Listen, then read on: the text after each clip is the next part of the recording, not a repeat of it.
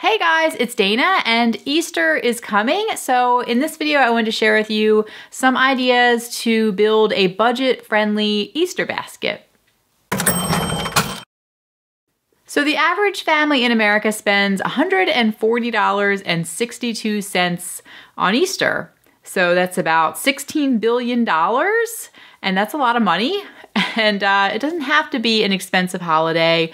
The best thing to do is to keep the focus on the religious aspects of the holiday, and in my opinion, and to keep the baskets themed, meaningful, really focus on one particular thing, in my opinion, and that way it won't sort of explode into this huge toy fest. It can get hard though, it is hard. I went back and I looked at, I've been doing Easter basket haul videos for 5 years in a row, and when I went back and looked at them all, it's first of all hard for me to go back years like that because I just cringe when I watch the videos from the past. I'm sure in a year from now I'll watch this video and I'm not gonna like it. That's just the way I am. But I went back and looked at it at all of our past Easter basket hauls. Last year our budget was $100 total for the year. So that's $25 a kid. We have 4 kids. Obviously we've added children as the years have gone on. So what it was 5 years ago is different than what it is now. And it is hard to keep the budget down to $25 per child. And one of the ways we do that is to not buy that Easter grass.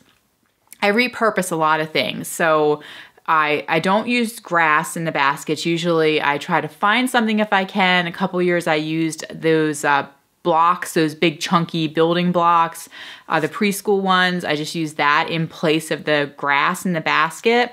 And then the kids can play with it too, and it's colorful, it's pretty. So maybe first and foremost, I would say to repurpose things in your house. So like I said, we use that for the grass. You can use washcloths if you have a bunch of, white washcloths, or if you want to buy some new ones inexpensively, you can do that too. That's what I did last year. And then you can stick those in the bottom of the basket to kind of bulk it up a little bit.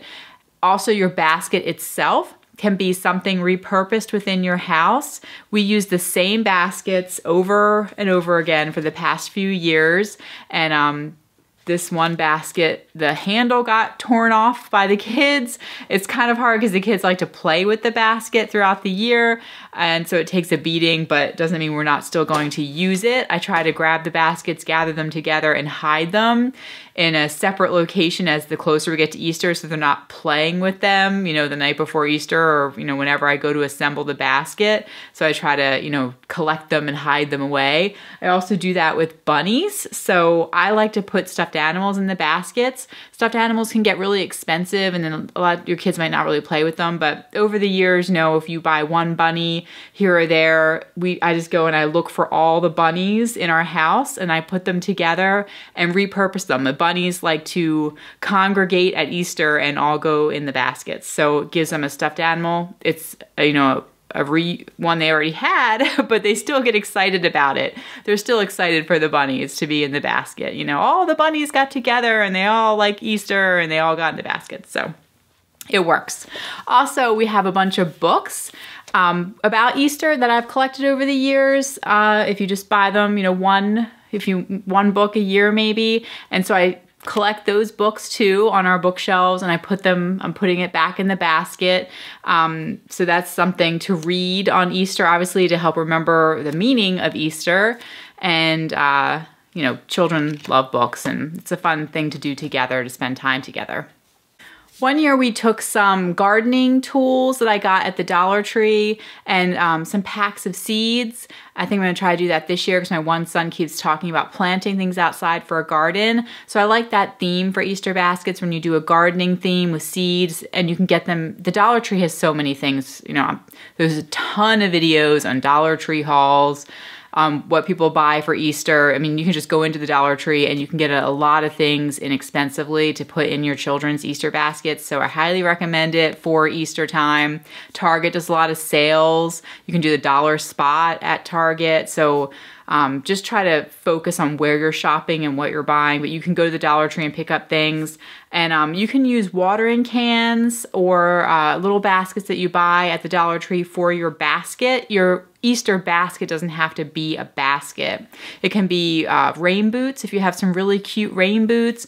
Mason jars are fantastic. I, repurposed a mason jar and put a little bunny on it. I had a video, I don't know, a year or two ago about doing that.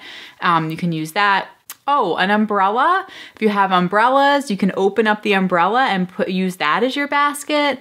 Sand pails. Dollar Tree has a ton of sand pails. You can use that, and what kid doesn't love a sand pail? Even if you don't go to the beach, they can be used in the bathtub afterwards. So you don't have to use a traditional basket, because baskets, especially if you customize them with names, they can get really expensive. So try to think away from the basket idea. If it's your first Easter, or you have a new child that you need, just use something else other than a basket for Easter to help you keep costs down.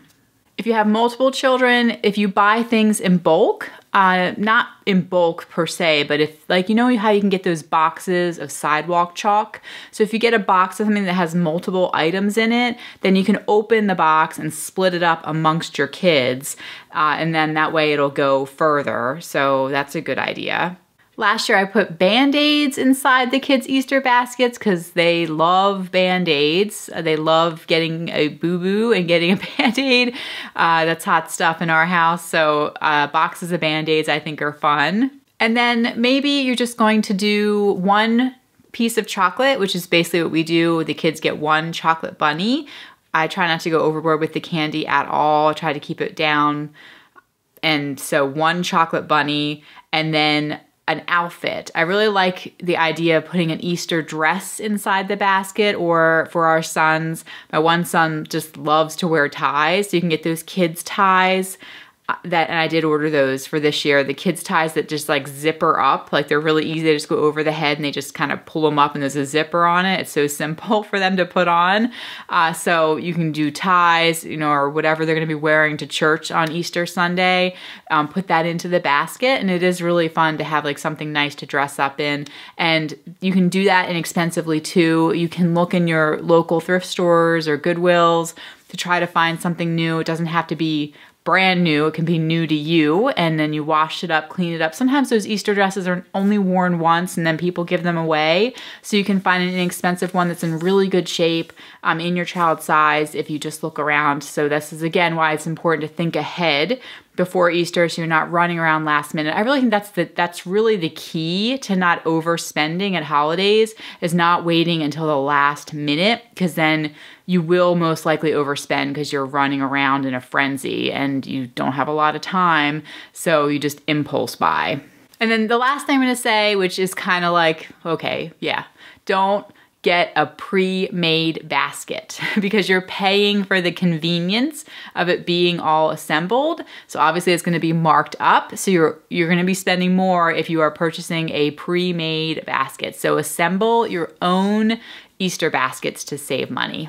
So there's some ideas for you to stay in budget with your Easter basket. What is your budget? I'd be curious to know. And then what are your ideas to keep your baskets inexpensive, yet still fun for your kids? All right, thank you guys so much for watching. I'm here every single Tuesday talking all about money. We're a family of 6 in the Philadelphia area, and that's it. Happy Easter. All right, and I probably will still do a video, and I'll show you our exact Easter baskets, but that'll be closer to Easter when I get around to filming that. All right, okay, bye guys.